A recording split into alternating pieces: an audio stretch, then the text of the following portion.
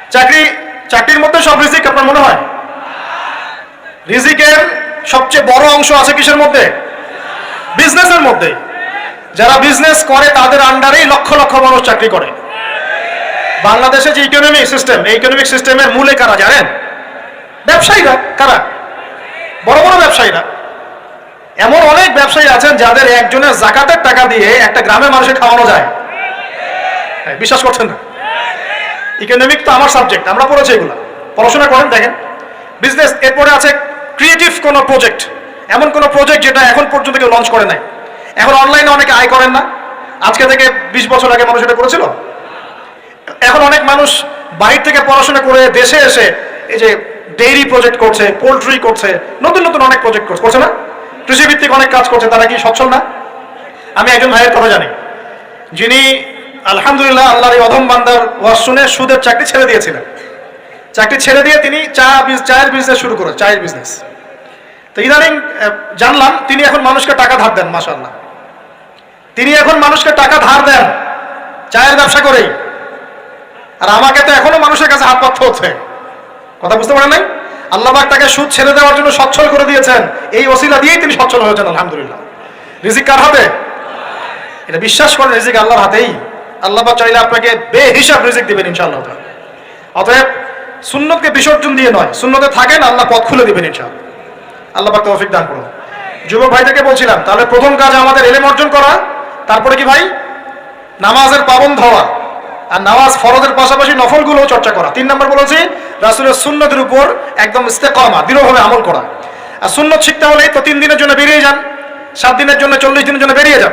সুন্নত শিখিয়ে আপনাকে বাসায় পাঠাই দেবেন ইনশাআল্লাহ। পড়াবে না? অনেক মানুষ মনে করে যে তাদের ওখানে গেলে আমার আকীদা নষ্ট হয়ে যাবে। হ্যাঁ, তাই না? তারা বিভ্রান্ত। হ্যাঁ, নাউজুবিল্লাহ। স্বপ্নে পাওয়া ধর্ম, অনেকে টিটকারি মারে, স্বপ্নে পাওয়া ধর্ম। এসব ব্যাঙ্গের ছাতার মতো আদর্শের দিকে মুখ ফিরাবেন না। মাকবুল জামা, যেগুলো মাকবুল জামা, ক্লাসিক্যাল ইসলামের মধ্যে থাকেন, আপনি বিভ্রান্ত হবেন না ইনশাআল্লাহ। তারা আপনাকে কখনো খারাপ কাজে আদেশ করেছে? কত চোর ডাকাত মদখোর মানুষ সেখানে গিয়ে 5 ওয়াক্ত নামাজি হয়ে গেছে, সুদের ব্যবসা ছেড়ে দিয়েছে, মাদক ছেড়ে দিয়েছে, আল্লাহর ওলি হয়ে গেছে আলহামদুলিল্লাহ। তো আপনাকে তারা সুন্নত শিখিয়ে বাসায় পাঠিয়ে দিবে। এছাড়া আপনি অন্যভাবে শিখতে চাইলে শিখবেন, সমস্যা কি? যদি মাদ্রাসায় পড়ার তৌফিক থাকে তাহলে পড়বেন। সবাই কি মাদ্রাসায় পড়ার তৌফিক পাবে? পাবে না। নিঃসন্দেহে কিছু মানুষ তৌফিক পাবে, কিছু মানুষ হয়তো পাবে না। যারা পাবে না তারা দিন শিখবে কিভাবে? এভাবেই তো শিখবে। সুন্নতের উপর আমল করতে হবে, এটা সবচেয়ে বড় কথা। আল্লাহ পাক আমাদের সবাইকে সুন্নাহর উপর আমল করার তৌফিক দান করুন। 4 নম্বর ভাই, যৌবনকালে আমরা আমাদের সময়গুলোকে মূল্যায়ন করবো ইনশাআল্লাহ। কথা বুঝতে পারছি ভাই? সময় মূল্যায়ন কেমন? আপনার দিন রাতের একটা রুটিন থাকবে, এলোমেলো লাইফ লিড করবেন না। এই যে আমরা, আল্লাহ মাফ করুক, আমরা এখন 3টায় 2টায় 4টায় ঘুমাই, 12টা 1টা 2টায় উঠি, নাউজুবিল্লাহ। এতে করে কি আমাদের রুটিন লাইফটা ঠিক আছে? আমাদের খাওয়ার ঠিক নাই, আমাদের ঘুমের ঠিক নাই, আমাদের মানে খাবারের যে অভ্যাস, খাদ্যাভ্যাসে ঠিক নাই। আমরা একটু খেলাধুলা আগে করতাম, সেটাও এখন করি না। সারাদিন ফোন নিয়ে বসে থাকি, আর এই যে ইউটিউব ফেসবুকে বসে থাকি। গোল হয়ে বসে লুডো খেলে। গোল হয়ে কি করে? লুডো খেলে, অনলাইনে গেমস খেলে, অনলাইনে পাবজি খেলে, ফ্রি ফায়ার খেলে। আগে তো তাও ছেলে পেলে একটু ফুটবল খেলতো, ক্রিকেট খেলতো, আমরাও তো খেলেছি। ওই সময় তাও আলহামদুলিল্লাহ আমাদের ফিজিক্যাল ফিটনেস অনেক ভালো ছিল। এখন ওগুলো বাদ দিয়ে যে মানুষ পর্নোগ্রাফি দেখছে, লুডো খেলছে, পাবজি খেলছে, ফ্রি ফায়ার খেলছে, সারাদিন অনলাইনে বসে অথর্বর মতো বসে আছে, এটা কি ভালো হচ্ছে? এজন্য অ্যাটলিস্ট ফজরের নামাজ পড়ে, জিকির আজগার করে, পড়াশোনা করে, আধা ঘন্টা 1 ঘন্টা একটু খেলাধুলা করলে কি সমস্যা? একটু ফুটবল খেলেন, দৌড়াদৌড়ি করেন, জগিং করেন, একটু ব্যায়াম করেন। আল্লাহ পাক আপনাদের যৌবনে বরকত দান করুন, আমিন। এই কাজগুলো করতে হবে কিনা? ভালো না খারাপ? করেন। আর নিয়মতান্ত্রিক লাইফ লিড করবো আমরা। নিয়মতান্ত্রিক, আমার জীবনে একটা রুটিন থাকবে, এই রুটিনের বাইরে যাবো না। পড়াশোনার রুটিন থাকবে, খেলার বা এক্সারসাইজ রুটিন থাকবে, খাওয়া দাওয়ার রুটিন থাকবে, দাওয়ার রুটিন থাকবে, আমি আলেম ওলামাদের কাছে যাবো, এই রুটিন থাকবে। একটা রুটিন লাইফ লিড করবেন, এলোমেলো জীবন যাপন করবেন। আল্লাহ পাক আমাকে তৌফিক দান করুন, আপনাদের সবাইকে তৌফিক দান করুন। কয়টা বলেছি ভাই? বলেন। 6 নম্বর, যৌবনকালে সবচেয়ে বেশি বেঁচে থাকবো নারীর ফিতনা থেকে। কি থেকে ভাই? যৌবনকালে সবচেয়ে বেশি বেঁচে থাকবো কি থেকে? একটা হাদিস বলি, নবী সাল্লাল্লাহু আলাইহি ওয়াসাল্লাম বলেছেন, মা তারাকতু বা'দি ফিতনাতান আদাররা আলা রিজালি মিনান নিসা। আমি আমার পরে, নবীজি বলছেন, আমি আমার পরে পুরুষদের জন্য নারীদের চেয়ে ভয়ঙ্কর কোনো ফিতনা রেখে যাই নাই। কেমন ফিতনা? আপনি একটু অনেস্টলি বলেন তো দেখি, যে আমরা যারা পর্নোগ্রাফিতে টুকটাক আসক্ত বা এ ধরনের অনলাইনে বা অফলাইনে এই ধরনের হারাম সম্পর্কের সাথে আছি, মন থেকে কি আপনি ফিল করেন যে আল্লাহ আপনার সাথে আছেন? বলেন তো দেখি, অনেস্টলি বলেন। আপনি যখন নামাজ পড়ে বাসায় ফিরে যান, ফিরে যেতে যেতে যদি আপনার চোখে খারাপ কিছু পড়ে, আপনার মনের নূরটা নষ্ট হয়, আপনি বুঝতে পারেন না? বুঝতে পারেন না? যখন আপনি এরকম হারাম কোনো সম্পর্কে আছেন, নাউজুবিল্লাহ, আপনার মনটা যে শক্ত হয়ে গেছে, আপনি বুঝতে পারেন না? আল্লাহর ওয়াস্তে নারী জাতির ফিতনা থেকে সর্বোচ্চ দূরত্ব অবলম্বন করবেন। আল্লাহ পাক তৌফিক দান করুন। কি করবো তাহলে আমরা? ওই যে বলেছি, হালাল সম্পর্ক করতে পারলে হালাল, যদি করতে না পারি সবর করবেন। কি করবেন? সবর করবেন, ভালো কাজে ব্যস্ত থাকবেন, বেশি বেশি রোজা রাখবেন। কি করবেন? বেশি বেশি রোজা রাখবেন। সোমবারে রোজা রাখবেন, বৃহস্পতিবারে রোজা রাখবেন। এভাবে আপনি আপনার জীবনটা গুছিয়ে নেন, আল্লাহ পাক প্রবৃত্তিকে নিয়ন্ত্রণ করার ক্ষমতা দিবেন ইনশাআল্লাহ। এরপরেও যদি ভুল হয়ে যায়, হতে পারে এই যুগটা ফিতনার যুগ, চরম ফিতনার যুগ। যদি কোনো ভুল হয়ে যায়, খবরদার আপনি হতাশ হবেন না। ভুল হয়ে গেলে কখনো হতাশ হবেন না। হতাশা শয়তানের পক্ষ থেকে আসে। কখনো হতাশ হবেন না। দেন ওযু করে জায়নামাজে দাঁড়িয়ে 2 রাকাত নামাজ পড়ে আল্লাহকে বলবেন, আল্লাহ আমার ভুল হয়ে গেছে, আমাকে মাফ করে দাও। পারা যাবে ইনশাআল্লাহ। জীবনে কখনো হতাশ হবেন না। জীবনে যাই হয়ে যাক না কেন, কখনো হতাশ হবেন না। মনে রাখবেন, আল্লাহ আপনার রব, আল্লাহ আপনার সাথে আছেন ইনশাআল্লাহ। অতএব নারীর ফিতনা থেকে নিজেকে বাঁচিয়ে রাখার চেষ্টা করুন। আল্লাহ পাক তৌফিক এনায়েত করুন। 7 নাম্বারটা হচ্ছে, এই সমাজ আপনাকে যেভাবে শেখায়, কিভাবে শেখায়? এই যে স্কুল, কলেজ, ইউনিভার্সিটি, চাকরি, বিয়ে, সন্তান প্রতিপালন, আর তারপর ইন্না লিল্লাহি ওয়া ইন্না ইলাইহি রাজিউন, এই তো শেখায় নাকি? সবসময় মনে রাখবেন যে আল্লাহ রাব্বুল আলামিনের পরিকল্পনাই আপনার উপরে সবচেয়ে বেশি অগ্রাধিকার যোগ্য, সমাজের পরিকল্পনা নয়। পরিবার আপনাকে চাপ দিচ্ছে, চাকরি পাস না, পড়াশোনা করিস না, হ্যাঁ পড়াশোনায় কেন তুই 80 নম্বর পাইলি না, কেন চান্স পেলি না, কবে চাকরি পাবি, কবে আমাদেরকে দেখবি, খাওয়াবি, পড়াবি, এই যে চাপগুলো 4-5 টাকা আসে কিনা? অনেক যুবক দেখা যায় মাদকাসক্ত হয়, অনেকে দেখা যায় করছে, ইদানিং করছে কিনা ভাই? এই শব্দটা থেকে আমি পয়েন্টটা আজকে লিখেছিলাম যে ভুলেও আল্লাহর প্রতি বিশ্বাস এবং তাওয়াক্কুল হারাবেন না। সমাজ যেভাবে শেখায়, সমাজ চারপাশে যে চাপ আপনাকে দিচ্ছে, এই চাপে নিজে গা ভাসিয়ে দিবেন না। আপনি আল্লাহর কাছে দোয়া করবেন, আল্লাহর কাছে পথ চেয়ে নেবেন এবং আল্লাহর প্রতি তাওয়াক্কুল ভরসা করবেন। কখনো আল্লাহর পথ বেছে নেবেন।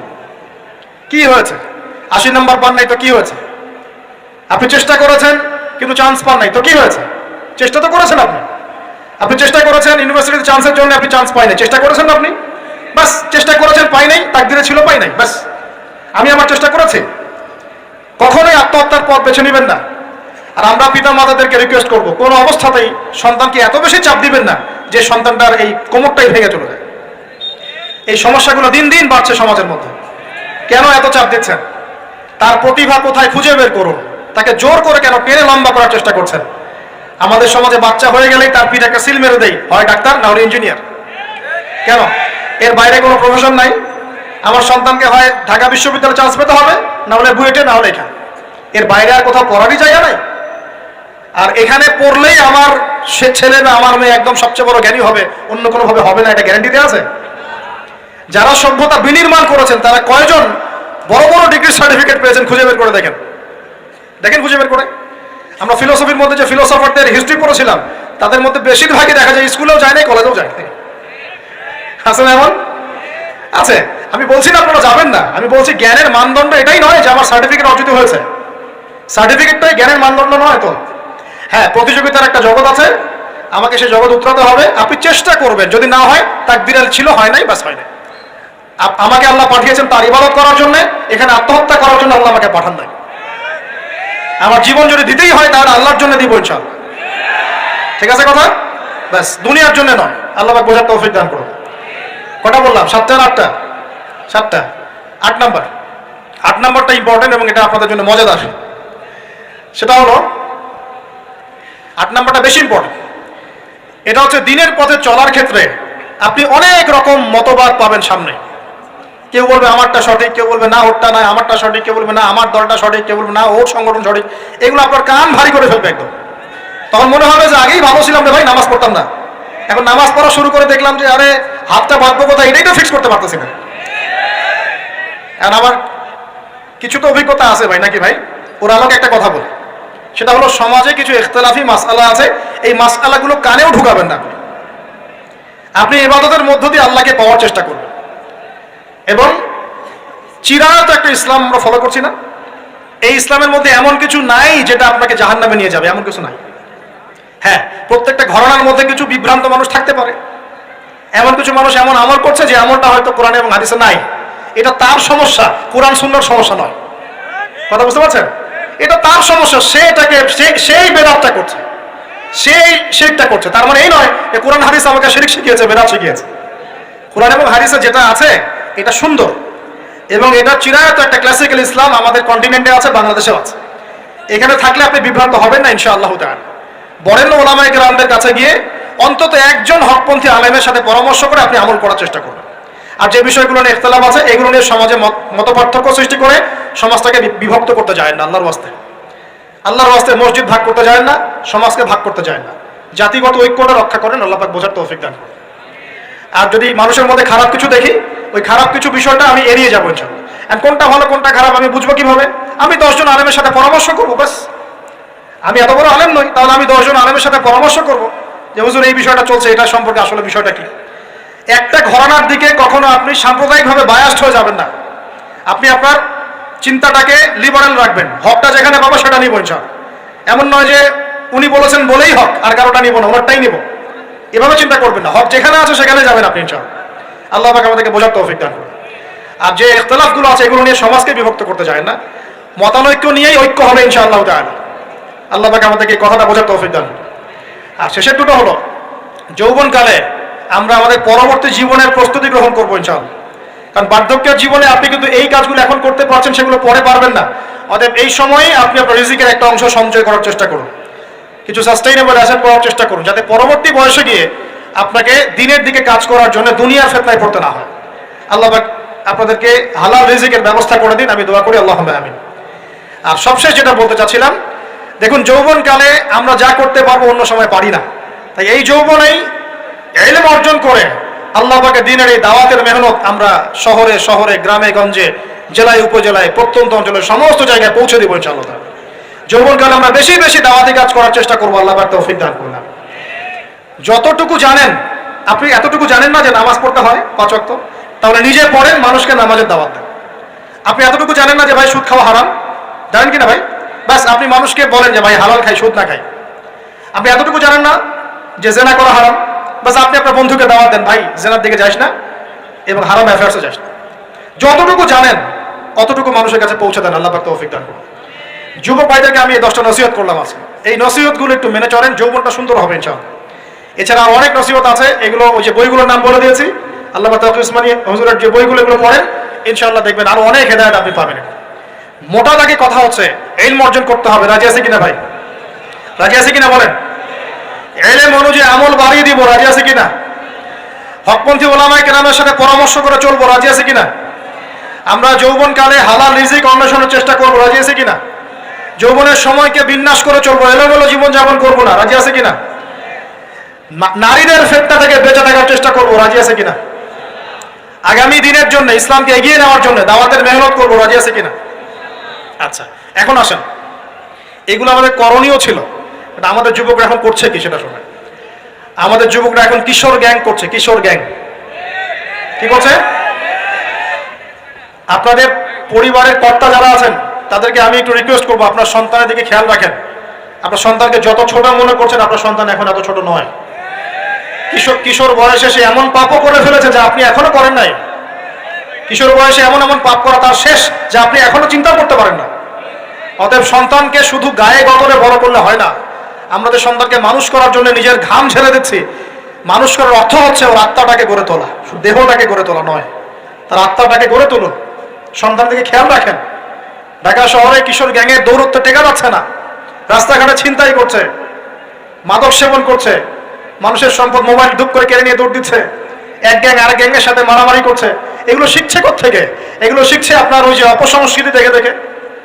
পশ্চিম থেকে, আমাদের পার্শ্ববর্তী থেকে অনেক অপসংস্কৃতি ঢুকছে ভিতরে, ওটা দেখে দেখে দেখে দেখে শিখছে কি করতে হয় না করতে হয়। 2টা গ্যাং তৈরি করছে এবং সিনেমাতে